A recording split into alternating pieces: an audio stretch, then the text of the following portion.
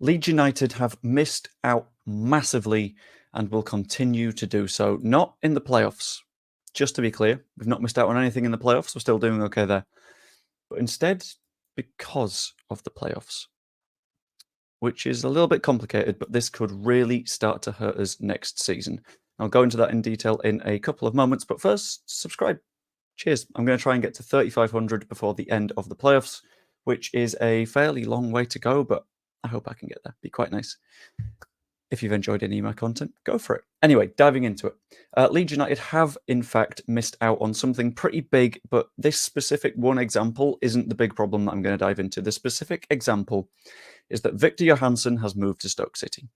He was the Rotherham goalkeeper this season, and despite his horrific results, he's shown a lot of promise. He's performed reasonably well, or at least as well as you could expect, given the fact that he's behind that Rotherham defence. Pretty good goalkeeper, and the fact that they got relegated meant that he had a £1 million release clause. So Stoke City have picked him up, which is a really good move for them. He's a good goalkeeper, and this is where things get a little bit interesting, because Leeds United were looking at him. And this isn't in itself the problem. The problem isn't that Stoke City have signed this guy and we haven't, but it's a symptom. It's sort of representative of the wider issue, because this isn't going to be our wider issue. What is going to be the wider issue is that the playoffs extend your season as a football club by 3 weeks. So after the end of the season, you've got 1 week. Then you've got your first playoff game. 4 days or so, second playoff game. And then another 10 days, and you're into the playoff final. Fantastic. Nice little trip to Wembley. Brilliant. Fantastic. As I've put here, wanted, nice, easy playoff final, please, which I hope we might get. That would be really nice. And whilst that's fun, something that isn't fun is the fact that at this point, every single club around you has a little bit of certainty about them. Look up into the Premier League. Everyone who's coming down knows that they are coming down. Look at the Championship. Everyone that is currently in the Championship and hasn't been relegated knows where they're going to be. 2 of the teams coming up from League One know that they're promoted by now. And then you've also got the League One playoffs, but they're in a similar situation to us. Relegation has been, for the most part, decided. Promotion has been, for the most part, decided. Everybody knows where they will be. Except for Leeds United. I mean, and Southampton, but I'll be honest, I'm not going to be out here really having the most, sadness on the behalf of Southampton, especially considering they kept showing Rishi Sunak on TV yesterday. That's something that I think we could maybe get away from and ignore. But I think this provides a massive disadvantage for clubs in our position for a few reasons. So what are the disadvantages? The first one is that everyone has a big head start on transfers. Everyone can start talking to their targets 3 weeks sooner than we can. And whilst in theory we can start talking to people, you can't with any real certainty. You can approach agents and you can approach players and you can approach clubs saying, we'd like you to make a move to us.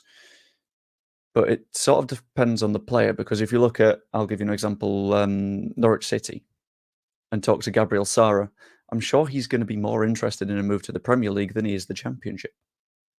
And if you are having a chat with Jack Clark at Sunderland, maybe he'll want a return to Leeds United. But surely that return to Leeds United gets a lot easier when you're in the Premier League. And in the case of Victor Johansson, we could have had those conversations and that might be where the interest came from. But if we're in the Premier League, we're not really going to need him. We're going to want to look a little bit higher than Victor Johansson.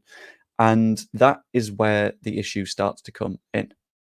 That's where you can't really decide on your targets if you've got the playoffs and you've got the better part of a month of waiting for all that to work itself out. And in the meantime, every single other club that is not dealing with the playoffs is working on their own deals first. The Premier League will have a week of a head start over whoever goes up through the playoffs. The rest of the Championship will have 3 weeks over whoever doesn't go up.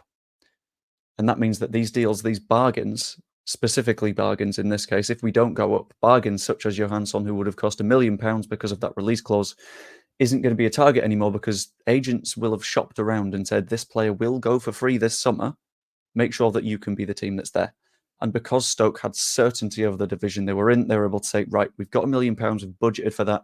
We don't need to think, is he good enough for the Premier League? Let's just sign him now. And the agent goes, right, we want a move this summer anyway. So fine, bid from Stoke, gets you out of Rotherham. Brilliant. Perfect for them. Not good for us. In addition to that, strengthening your side is significantly tougher. The best players to go at the start of any transfer window are the ones that are both pushing for a move and good players. You get to the end of a transfer window, what tends to happen is players that were unsure about wanting to move, or players that might not necessarily be good enough for a move, turn into the ones that you're looking at. They turn into the cases of, we didn't get our main targets, so these are the players that are left. These are the players that haven't moved yet. And that is a dangerous place to be in if you've just gotten promoted. Because if you're looking at your second choice targets, then they're not going to be the best option. And that means that you're at more risk of losing more games, which means you're at more risk of coming back down again. And that's where you get into the cycle of becoming a Norwich or a Watford when they were still those upsy-downsy sides, which isn't good. But in both of those cases, the squad significantly struggles. You are unable to get the quality that you need in if you get promoted, which makes the survival race a lot more tough. If you don't go up, it's a lot more difficult to sort of respond to the players that you do lose with players that are of a similar standard but significantly cheaper, because those cheaper players have already gone because other sides have been in the position to make those cheap deals first. If we end up selling Crescencio Summerville for £30 million and there is a winger that has gone for 5 at the start of the window, for example, say somehow Sunderland need a significant amount of money, Jack Clark goes to, let's pick someone, West Brom for £4 million.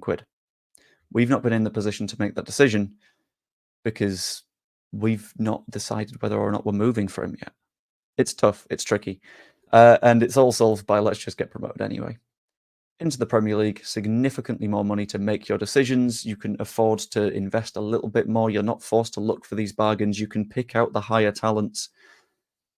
Due to the relatively weak state of leagues across Europe, so Italy, France, Spain, Germany, they're financially weaker than the Premier League, which means that in theory, a Premier League club can go, okay, we'll just offer you a little bit more in terms of wages and get into that discussion.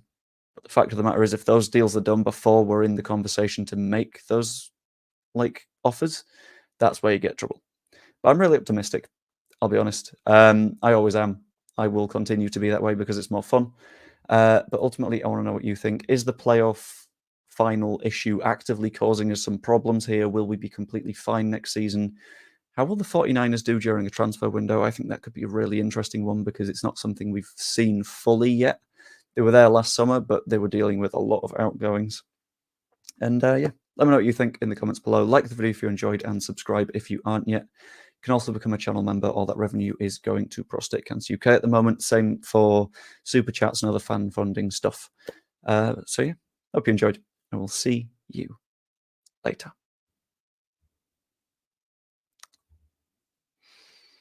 And now I've got to work out how to get to Wembley. Do a driving stream.